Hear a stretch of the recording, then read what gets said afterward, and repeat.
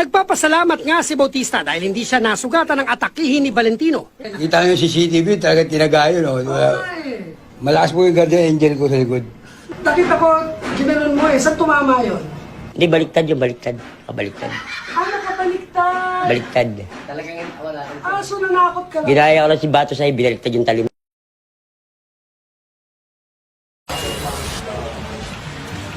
Nagmula sa kalangitan, lumagapak sa kalupaan, narito na sa inyong harapan ang nag-iisang diwata na mukhang kawatan.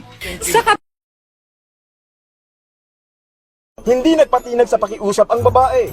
Ilang saglit pa, nakatulog ang babae sa kanyang kinauupuan. Ate.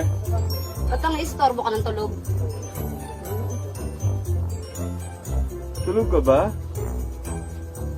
Obvious ba? Sa punto Eto, Duterte, mag-draw tayo. Mag-draw tayo. Bigyan mo ako ng baril. Sige. Walang problema. Ba't ako matatakot? Ito ang hamon ng lasing na si June Calumpiano kay President-elect Rodrigo Duterte. Ako nahuli dahil lasing ako. Dahil sa kasalanan ko, nagpaputok ang baril. Ito, nahuli ako. Saan galing yung baril mo? Ay, binili ko. Bakit? Alam nga naman, hindi lisensyado yan. Galing yan sa illegal. Dapat ikwento sa inyo. Inaamin ko na. Wala na kayong dapat i-imbestiga sa akin. Inaamin ko na. Ako pumatay. Oh.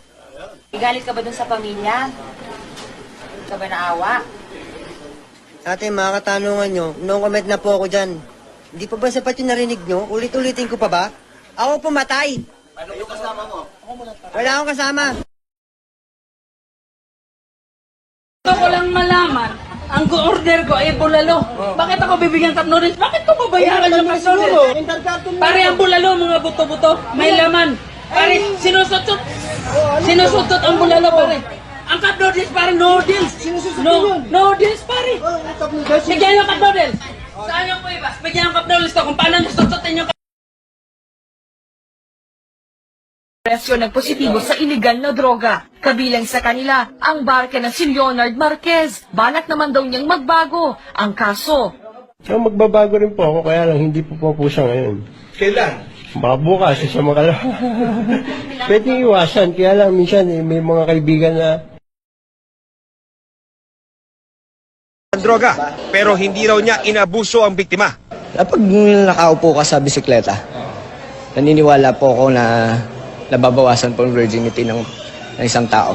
Sinasabi mo, yung nasa ratio, pwede nangyari sa bike, paano ba? Sutang na mo! Hayop ka! Bullshit ka! Yes! Go! Adik!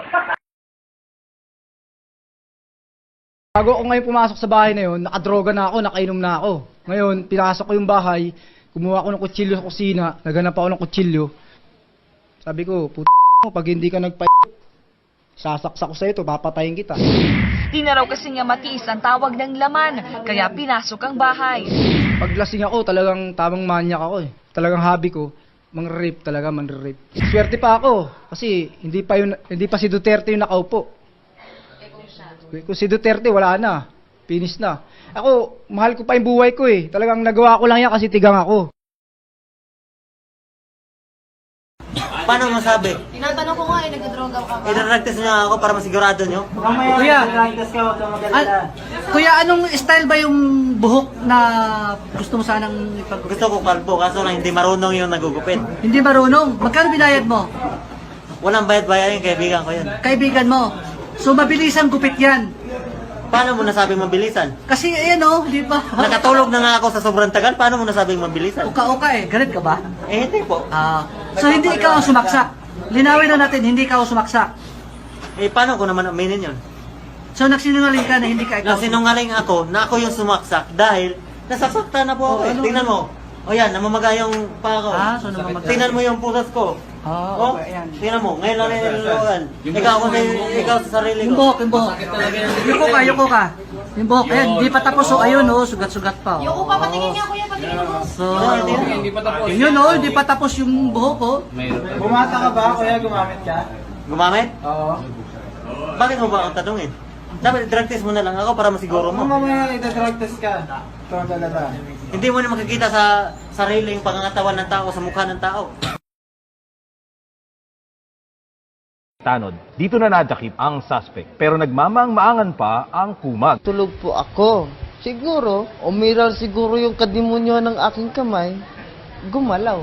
Pero aminado ito na gumagamit siya ng ipinagbabawal na gamot. Nagda-drugs ka. Aamin din naman ako. Wala naman tao na hindi perfecto. There's a lot of things you can do about money earned from that. Kush, 1.5 M per kilo. Maybe I can change the Philippines, like run for politics. Dapat ay hindi raw ikinukulong ang mga gaya niyang malinis ang intensyon. Advance ako mag-isip. Look at Antipolo. How much is the land area of Antipolo unused? Good for farming of marijuana. Ang kanyang trabaho.